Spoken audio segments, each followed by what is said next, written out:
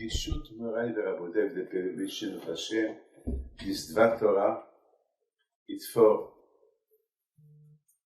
the hostage that we may hear the Hashem good news, because we heard some bad news that they don't know how much they are still alive. So we pray to Hashem that we will find them, Be'ezat Hashem. And with the we know the month of Adar is a month of brachot. So Be'ezat Hashem, Yehi Ratzon, Shiyu B'sorot Tovot. So the parasha of this week, Parashat Vayakhel. This parasha, it said that Moshe Rabbeinu, he called all the Bnei Israel to tell them what they should bring for the Mishkan. Moshe Rabbeinu called them what they should bring to the Mishkan. You know, the question is, why do we need the Mishkan? Today there is no Beit HaMikdash. So today we have Shabbat. There is a lot of mitzvot that the Torah should have talked about them a lot. The Torah didn't talk too much about a lot of mitzvot that we see doing them today, but she talked about the Mishkan that was destroyed 400 years later. So what's the big deal to write about the Mishkan? So the answer for this question is, the Mishkan, he is the man. Each man, he is a Mishkan. Each one of you, you are a Mishkan. You, look at me, you are a Mishkan. You are a Mishkan. Hashem, he resides on you. So Hashem, he's telling you, build you the same way that how you build the Mishkan, the same way how you have to build yourself. That yourself, all your body, all what Hashem created on you, you have to use them for Hashem. The same way that the Mishkan, you use it for Hashem, so your body, yourself, you have to be used for Hashem. This is the Mishkan. Today there is no Mishkan. Real Mishkan, there is you. So now, Moshe, this is very important what I'm going to tell you. This is the first time in my life that I thought that.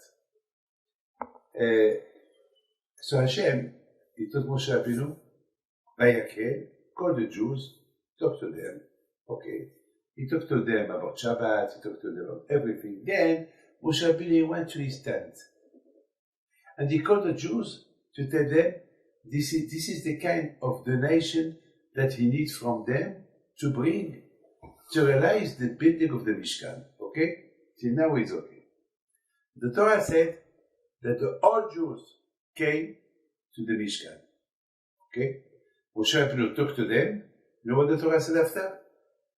Vayitz'u b'nei Israel milifnei Moshe. That the Jewish people, they went out from the tent. The question is, the tent of Moshe Rabbeinu, how many people can enter there? 10 people?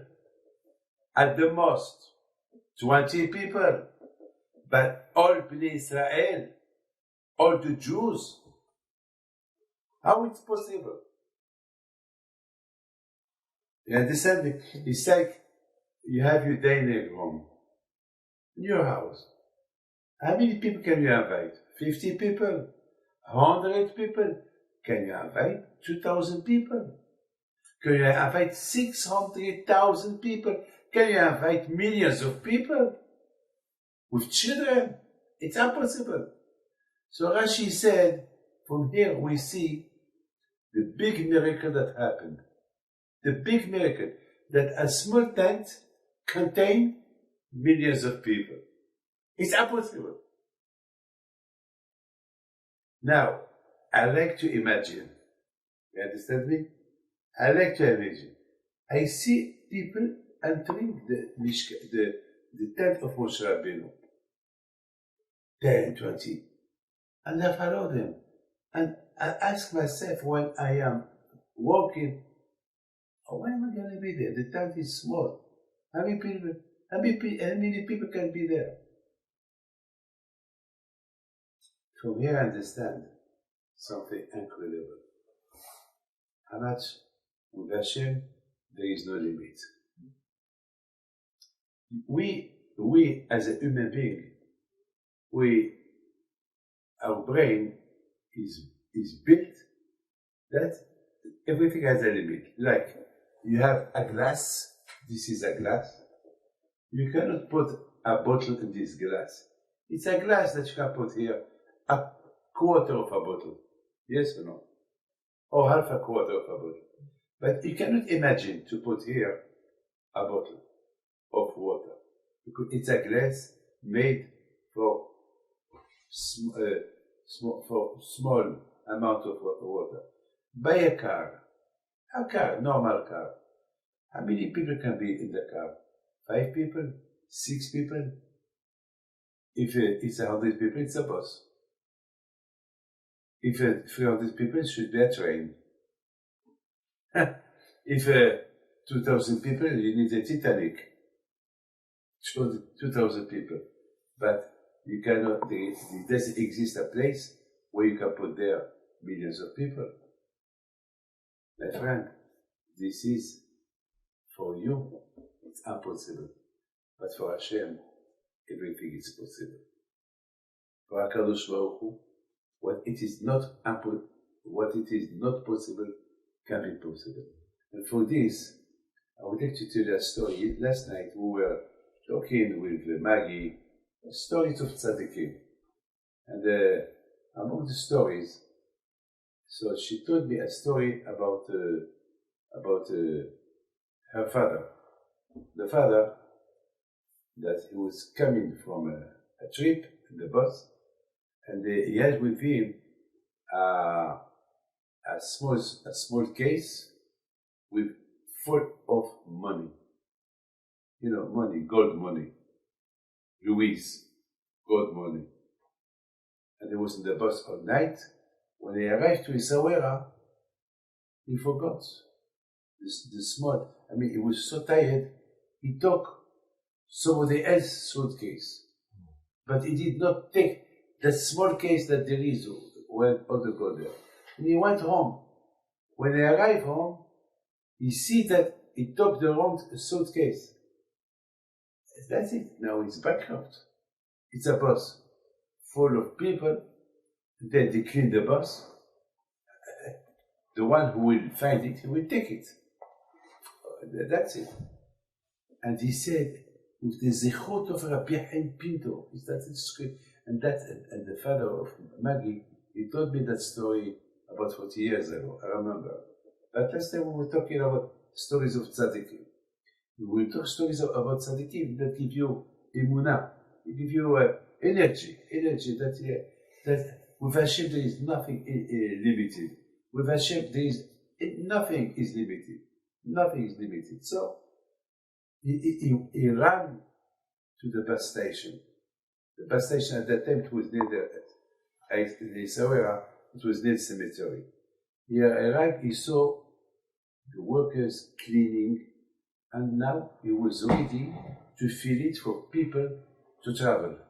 And he arrived, I forgot my suitcase. So the cleaning people said, we clean everything, there is no suitcase. Yes, but I know where it is. There is nowhere. There is no, go. And he went inside, and he was praying to Hashem. He went to the place in the back of the train, of the bus, and he looked under. The suitcase was there. The people, those who cleaned, they said, it's impossible. I cleaned this place. There was nothing. C'est pas possible. And the suitcase was white. That means, impossible not to see something white. White, brown, you know, it's that you can't recognize. So they told him, what's this? Are we blind? He said, no. You know, the cemetery here, it's Rabbi Chaim Pinto. I called the zechut of Rabbi Chaim Pinto. I called him. And Baruch Hashem. Hashem helped me easy. So I give you some money each. No, I didn't. Of course, he didn't know what there was there. But you see, with Hashem, what it's impossible for you to do with Emunah, you can have it. Don't talk. Today, Baruch Hashem, every time I want you ask me for something, I give you an advice for something, we decide. But I remember a few years ago, maybe 20 years ago, you asked me about something to buy a Mercedes. At that time, I told you, no, you don't need it. And of course, today, if you ask me, why today we can buy all kinds of cars, but not that car? Why? Well, the answer is, maybe if Hashem would put in your mind to buy that car, maybe you today will have nothing. Maybe there is things that you cannot understand. There is things that it's better not to have them, that if you don't have them, you can have millions of things more than that. This is the Heshbonot of HaKadosh Baruch Hu. Our Heshbonot are not the same Heshbonot like the Heshbonot of HaKadosh Baruch Hu. Hashem, He sees everything. We don't see everything. We're limited. We're not, with Hashem, there is nothing limited between you and me. HaKadosh Baruch Hu, He could take Moshe Rabbeinu. Why you need the nations for the Jews to build the Mishkan? You can find it. Talk to the land will give you. When Mashiach will come, what's going to happen? You say, you walk, I'm hungry, I want a baguette. The ground will provide you a baguette. You are thirsty. I want a nice cup of wine. The ground will provide you a cup. You talk. So one day told me, Rabbi David, it's not possible. You talk, that happened. He said, yes. Today there is houses, intelligent houses. You talk. The house do whatever you want. Today, you have GPS. The GPS show you everything. The Mashiach will come. Things will be normal. But it's impossible to do. You can do it. Hashem is going to change everything. HaKadosh Baruch Hu could tell Moshe Rabbeinu, Moshe, we don't need people to bring. You provide everything you need from the ground. You know the story of Rabbi Shimon Vayakhel. Rabbi Shimon Vayakhel, one day, his Talmidim, they told him, Rabbi, can't you give us some money? Look, this man, he was a poor man, and you give him a bracha, become millionaire. Can't you give a... He told him, you know what? Come with me to X place. They went with him. And he told him, bring with you bags. They arrived there, and Rabbi Shimon Vayakhel said, ground. Give to my Talmidim whatever they want. Change yourself from stones to gold, from stones to diamond. That's what happened. And they talk. And the Rabbi Shimon Vayakhel told them, are you happy now? Yeah, billionaires. You can be, for thousands of years, rich. But that, what you talk, is going to make you that you will lose your Olam Haba. But all this is nothing compared to Olam Haba, the pleasure of being in Olam Haba. When they heard that, they told him, we don't want nothing, take it. So Moshe Rabbeinu could do it. Hashem could say to Moshe Rabbeinu, talk to the ground, she will give you. You know, there was an animal in the desert, we call him Tahash. Tahash. That animal, it was invented. Hashem did not create it on the 6th day of the creation. It's something brand new. Why Hashem did that? So I want to teach you that even that Hashem created everything possible, if Hashem wants to create something brand new that He did not create the 6 days he can do it. With Hashem, everything is easy. So why Hashem did not do it easy for Moshe Rabbeinu? Why he needed tzedakah from people? Hashem wants to teach you to do tzedakah. Hashem will teach you. Look, I give you. I don't need you. I don't need you. But learn. The same way I give, you have to give. The same way I give, you have to give. That's why Hashem asked them, Mishkan, that was very important for Hashem to teach the Bnei Israel two things. Listen to this. Two things. First, that Hashem can provide everything. That Hashem can give everything. That Hashem he don't need you. You need him. First. Second, Hashem is illimited of space. Hashem he is illimited on space. A small space, he can put there a lot of things. Like the big miracle that we had in Yerushalayim. Millions of people, they go to the Beit HaMikdash, and nobody said, I have no room here. Impossible. Impossible. In a place where they can be there. For these people, there were there millions of people. Where are the water of the Mabul? Where it is? When Hashem, he did not write, but where it is? You know where? In the Tzafon. Hashem did a miracle. Hashem, he pushes it in a place near the Golan. But Tzafon. That's what we see. Always with Tzafon, from the Tzafon, bad things could happen. From the Tzafon, there is there. All the water of the village is there. Is hidden there. How? It's impossible. Well, what is impossible for you, it's possible for Hashem. But the main story of all this Vayakhel, this morning, I was watching a film. What film? I'm watching the Jewish people looking the tent of Moshe Rabbeinu, and they enter there.